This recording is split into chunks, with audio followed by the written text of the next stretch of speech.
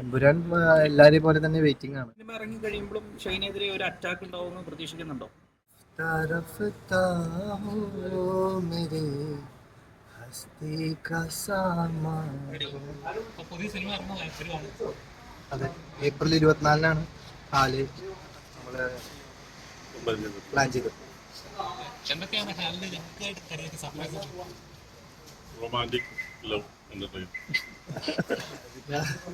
Surprise എന്ന് വെച്ച് കഴിഞ്ഞാൽ ഇപ്പോ പെണ്ണെന്ന് പറഞ്ഞൊരു പാട്ട് കണ്ടതുപോലെ ഇനിയും പാട്ടുകൾ ഉണ്ട് സിനിമ, വേറെ രീതിയിലുള്ള വേറെ ജോണറിലുള്ള പാട്ടുകളും ഉണ്ട്. ഒരു മ്യൂസിക്കൽ എന്റർടൈനർ പ്രതീക്ഷിക്കാം. ഒരു love story, musical love story, അതായത് കംപ്ലീറ്റ് ആയിട്ട് ഒരു പണ്ട് നമ്മൾ അനിയത്തി പ്രാവെല്ലാം കണ്ട പോലെ ഈ ഒരു ലവ് സ്റ്റോറി എന്ന് പറയാൻ പറ്റുന്ന ഒരു സിനിമയായിരിക്കും. ലവ് ഇതിനകത്തൊരു പാർട്ടല്ല, ഇത് കറക്റ്റ് ഇവർ ഈ ആൺ പെൺ ഇവരുടെ റിലേഷനിലൂടെ തന്നെ പോകുന്ന ഒരു കഥയാണ്. അതിനകത്ത് ഞാനൊരു പാട്ട് റാപ്പ് ചെയ്തു, പിന്നെ ഒരു പാട്ട് ഒരു മെലഡി പോലത്തെ ഒരു പാട്ട് പാടുകയും ചെയ്തു. അപ്പം അതെല്ലാം ഇനി ഇറങ്ങാനുണ്ട്. പിന്നെ എല്ലാവരും വെയിറ്റ് ചെയ്യുന്ന പോലെ ആതിഫ് അസ്ലത്തിന്റെ പാട്ടുണ്ട്. ഹിജർ എന്നാണ് ആ പാട്ടിന്റെ ടൈറ്റിൽ ഇട്ടിരിക്കുന്നത്. അത് വരാനുണ്ട്.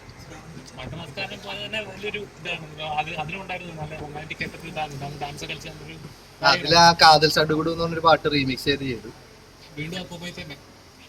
അതെ അതെ, നന്ദുവിന്റെ കൂടെ തന്നെ. നന്ദഗോപനാണ് അതും മ്യൂസിക് പ്രൊഡ്യൂസ് ചെയ്തത്. ഇതില് അവന്റെ തന്നെ കമ്പോസിഷനും. അതെ അതെ, അത് ഞാൻ പാടിയതായിരുന്നു.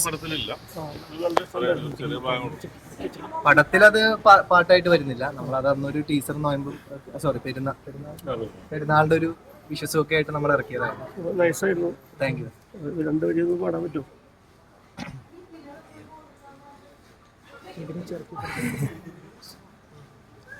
रफ्ता रफ्ता हो मेरे हस्ती का सामा हो गए. रफ्ता रफ्ता हो मेरे हस्ती का सामा हो ഗए. റിലീസ് എങ്ങനെയാ? ഏപ്രിൽ 24-നാണ് നിലവിൽ പ്ലാൻ ചെയ്തിട്ടുള്ളത്. ഹാലിലെ വീഡിയോ സോങ് കഴിഞ്ഞ ദിവസം ഇറങ്ങി. രാത്രി ഏറ്റവും കൂടുതൽ ശ്രദ്ധിക്കുന്നത് പാട്ടിനെക്കാട്ടിലും എനിക്ക് തോന്നുന്നു ബ്രോയുടെ ഡാൻസ് സ്റ്റെപ്പാണ്. കാരണം കുറെ കഷ്ടപ്പെട്ടിട്ടുണ്ടെന്ന് കണ്ടു കഴിഞ്ഞാൽ എന്തായാലും തോന്നുന്നു. അപ്പൊ എത്രത്തോളം കഷ്ടമായിരുന്നു അതിന്റെ ഒരു നീലനിലവേ എന്ന് പറഞ്ഞ പാട്ട് കൊറിയോഗ്രാഫി ചെയ്ത സാൻഡി മാസ്റ്റർ തന്നെയാണ് ഈ പാട്ടും ചെയ്തത്. അപ്പോൾ സാൻഡി മാസ്റ്ററിനെ സംബന്ധിച്ചിടത്തോളം അന്ന് എനിക്ക് തന്നത് ഒരു ബേസിക് ലെവൽ ഓഫ് സ്റ്റെപ്പ് ആയിരുന്നെങ്കിൽ ഇന്നിപ്പോ എനിക്ക് നല്ല രീതിയിൽ പണിയെടുപ്പിക്കണം എന്നുള്ള ആഗ്രഹം കൊണ്ട് ഇട്ട പോലത്തെ സ്റ്റെപ്പായിരുന്നു. നമുക്കൊരു 3 to 2 ഡേയ്സോളം റിഹേഴ്സലും ഉണ്ടായി. അപ്പൊ ആ ഒരു ജേർണിയിൽ അത് വലിയ കുഴപ്പമുണ്ടായില്ല. നീലനിലയ്ക്ക് ശേഷം ഇന്ത്യ ഒട്ടാകെ ചർച്ച ചെയ്യാൻ പോകുന്ന മറ്റൊരു സോങ് അങ്ങനെ ആയിത്തീരട്ടെ. ബോളിവുഡില് നമ്മുടെ ചാക്കോച്ചന് ശേഷം പിന്നെയും ഒരു റൊമാൻറ്റിക് ഒരു സ്റ്റെപ്പ് ഒക്കെ ചെയ്യാൻ പറ്റിയ ഒരാള് ഇനി പക്ഷെ എനിക്കാണെന്നൊക്കെ പറയുന്നുണ്ട് ആൾക്കാർ. റൊമാൻസ് എന്ന് പറയുമ്പോൾ എന്തായിരിക്കും? ഇല്ല, ആക്ഷനേ ഇല്ല. ഇപ്പൊ ഈ സിനിമയെ സംബന്ധിച്ചിടത്തോളം ഇതിനകത്ത് ഒരു ആക്ഷൻ എന്ന് പറഞ്ഞൊരു മൂഡേ ഇല്ല. അത് ഞാൻ പറഞ്ഞത് നമുക്ക് കുറെ നാളുകൾക്ക് ശേഷമായിരിക്കും ഒരു ലവ് സ്റ്റോറി പോലെ. ഇപ്പൊ സാധാരണ കഥയിൽ എന്ന് പറയുമ്പോൾ നമ്മളിപ്പോ കഴിഞ്ഞ ഇടയ്ക്ക് കണ്ടുവരുന്നതിൽ കംപ്ലീറ്റ് ആയിട്ട് ഒരു ലവ് സ്റ്റോറി പോലെ പറഞ്ഞു വന്നിട്ടില്ല എന്ന് തോന്നുന്നു. അതൊരു പറഞ്ഞിപ്പോ അനിയത്തി പ്രാവലി അങ്ങനെ ഒരു ജോണറിൽ പെടാൻ പറ്റുന്ന എന്നാ ഒരു സോഷ്യൽ ആയിട്ടുള്ള ഒരു കാര്യം ചർച്ച ചെയ്ത സൈഡിൽ കൂടെ പോകുന്നുണ്ട്. ഈ സിനിമ ഇറങ്ങി കഴിയുമ്പോഴും ഷൈനെതിരെ ഒരു അറ്റാക്ക് ഉണ്ടാവുമെന്ന് പ്രതീക്ഷിക്കുന്നുണ്ടോ? കാരണം എല്ലാ സിനിമ ഇറങ്ങുമ്പോഴും അങ്ങനെ ഒരെണ്ണം ഉണ്ടാവാറുണ്ട്. കഴിഞ്ഞ സിനിമയൊക്കെ ഉണ്ടായിരുന്നു, സിനിമയുടെ കാര്യം അറിയില്ല. ഈ മാസം തന്നെ അങ്ങനെയൊന്നുമില്ല. നല്ല പടം കാണും, നല്ല അവനക്ക് കഴിവുണ്ടെങ്കിൽ തീർച്ചയായിട്ടും ആര് തടഞ്ഞു വെച്ചാലും പുറത്തേക്ക് വരും. അല്ല, അഡിക്സ് പോലത്തെ പടങ്ങൾ ഇറങ്ങുമ്പോഴും അതിന്റെ കൂടുതൽ ഫോക്കസ് ചെയ്യാത്ത രീതിയിലാണ് അതിന്റെ ബാക്കിയുള്ള പ്രൊമോഷൻ കാര്യങ്ങൾ. അങ്ങനെയൊന്നുമില്ല, തോന്നുന്നു സോഷ്യൽ മീഡിയയിൽ കൂടുതലായിട്ട് ബാക്കിയുള്ളവർ പുഷ് ചെയ്യുന്ന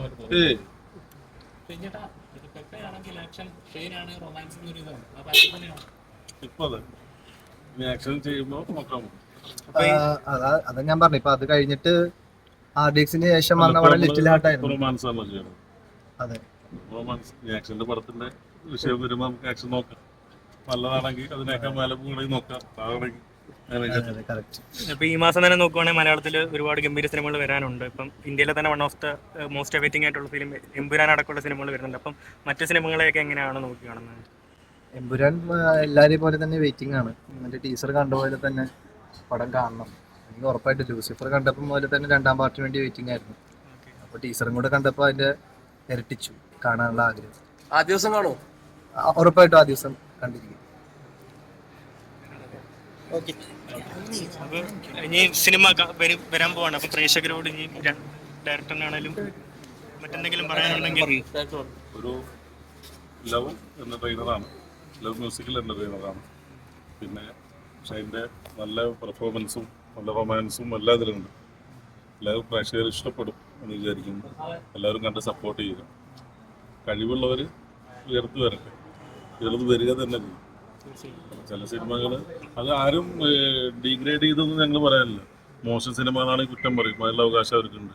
നല്ലത് പറയും ചെയ്യുമ്പോൾ അതും സപ്പോർട്ട് ചെയ്യും. അത് പിന്നെ ഡീഗ്രേഡ് ചെയ്യാനോ അല്ലെങ്കിൽ മോശം പറയാനോ ആരാണ് ഇരിക്കുന്നതെന്നൊന്നും വിഷയമല്ല. കാരണം നല്ലത് പറയാൻ ഇപ്പോഴത്തെ ആൾക്കാരുണ്ടെങ്കിൽ ഒരാളിനും താഴ്ത്താൻ നമുക്ക് പറ്റും. ഞങ്ങളെ വിശ്വസിക്കുന്നില്ല. അല്ല, കഴിഞ്ഞ ഷെയ്ൻ്റെ പടം നല്ല പടമായിരുന്നു, പക്ഷെ ഈ ഒരു അറ്റാക്ക് ചിലർക്ക് ഇഷ്ടപ്പെടില്ല ചേട്ടാ. മനസ്സിലായി, ചേട്ടനെ ഇഷ്ടപ്പെട്ടു, ചേട്ടൻ്റെ ആ ഒരു ടേസ്റ്റ് അതായിരിക്കും. ഇഷ്ടപ്പെടാത്തവരുണ്ടായിരിക്കും. ഇപ്പം എല്ലാ പടം ഇപ്പം മാർക്കോ ഒരുപാട് ആൾക്കാർക്ക് ഇഷ്ടപ്പെട്ടു. ഇപ്പോൾ ചില സിനിമകൾ ഇഷ്ടപ്പെടാത്ത സിനിമകളുണ്ട്. ചില തിയേറ്ററിൽ നിന്ന് പോയിട്ട് ഇഷ്ടപ്പെടുന്ന സിനിമകളുണ്ട്, OTT കാണുന്നു. അപ്പം എല്ലാവരും ടേസ്റ്റ് സിനിമയുടെ ഒരു നിയോഗമാണ്. പിന്നെ എല്ലാവരും ടേസ്റ്റ് ഒന്നല്ല.